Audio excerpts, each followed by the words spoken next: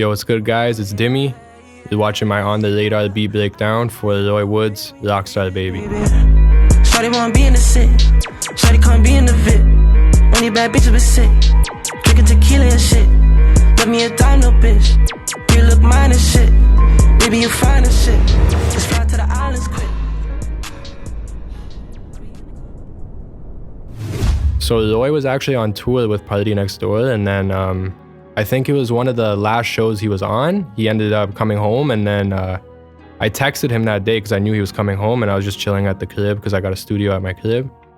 And then I'm like, yo, let's cook up. And he's like, I'm down. So he pulled up, and this was already a beat that I had made. So I usually don't play him stuff like this because it's kind of like, but it was like an in-between of like R&B, and then it switches to a trap beat. So I knew like he could kind of like float on it.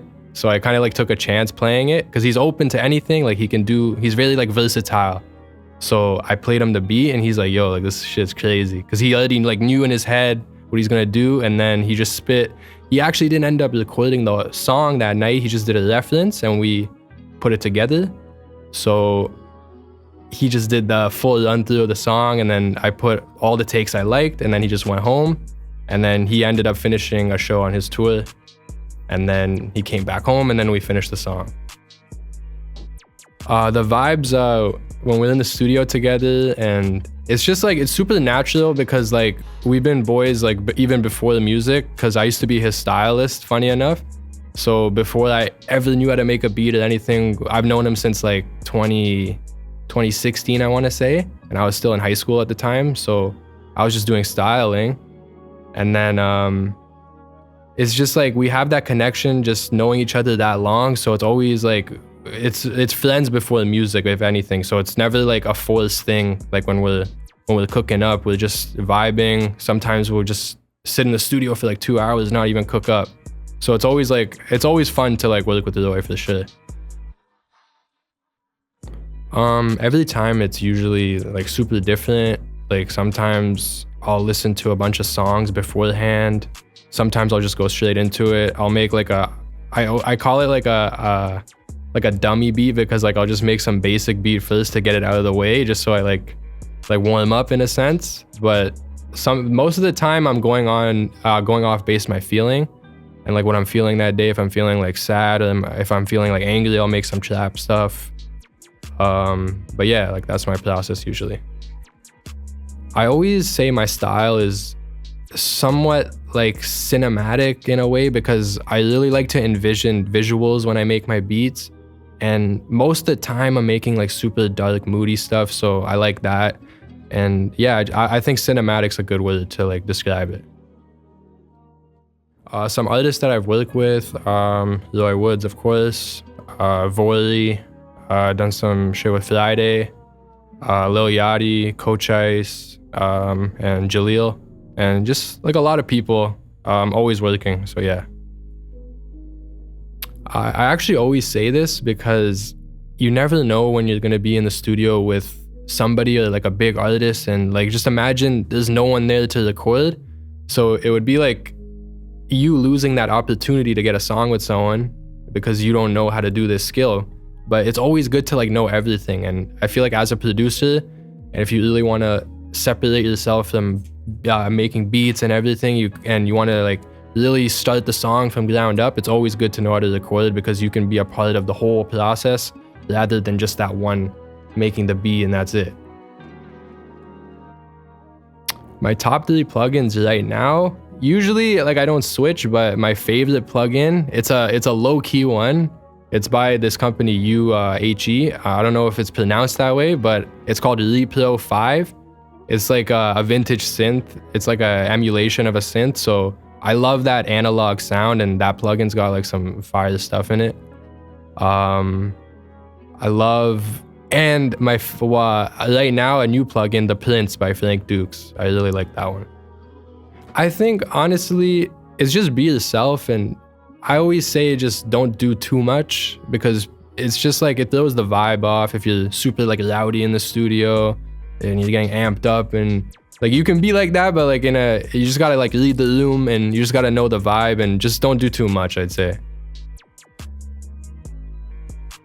honestly, networking and finding your own sound rather than mimicking people's stuff, just because you need to stand out. And nowadays in music, it's super hard to do that because it's become such a easy and accessible thing to do.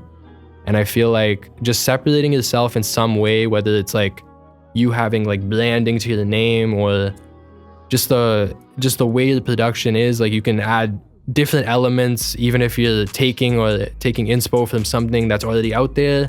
Just adding different little elements to make it different is always, and I always say, to make your own sound, it should be something that you truly like and something that you truly feel is that like special to you. Like if you truly like what you're making, I feel like that's what your sound is, not something you're forced to make because it's hot at the moment. Okay, so when I was making this beat, originally I found this sample and it was a guitar sample, so I'll play you that.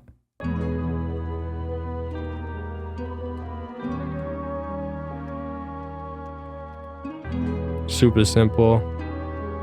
And then I always like to add like a little bit of vinyl or like just like some texture in it. And then I added a top line as well. So that's what that sounds like.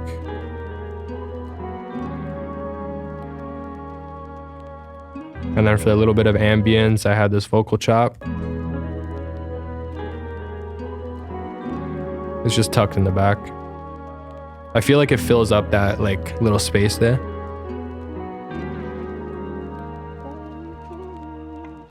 So I was like, cool. I didn't see the drums with like this particular melody. So I'm like, you know what? This would be sick if I had a beat switch. So I found this piano. Just like some trap shit. Simple 2 chords, nothing crazy. And then for the drums, I wanted it to have, because it's at 140 BPM, so I could have just went with that like traditional trap pattern, but I wanted it to have like that bounce just to make it not like the same type of beat that everyone makes. Super simple drums too.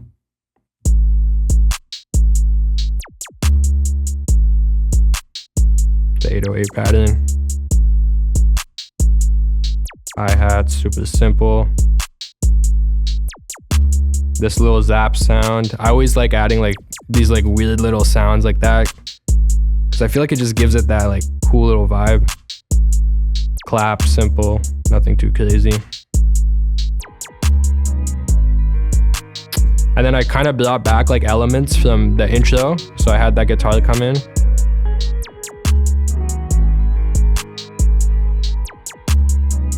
Vocal came in here too. Middle of the beat, intro comes back. So it's funny because this actually ended up becoming the hook of the beat, if you hear the song. Yeah, it just goes back in.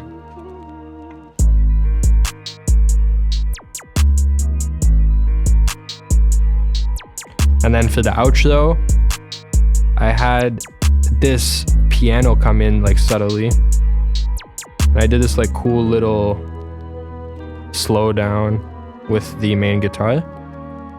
And I added a sub bass to that piano too.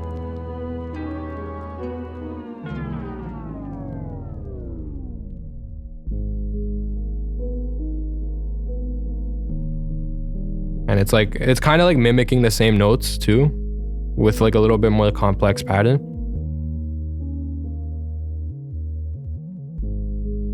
But yeah, I'll play you guys the beat all together from the beginning so you guys can get like a vibe.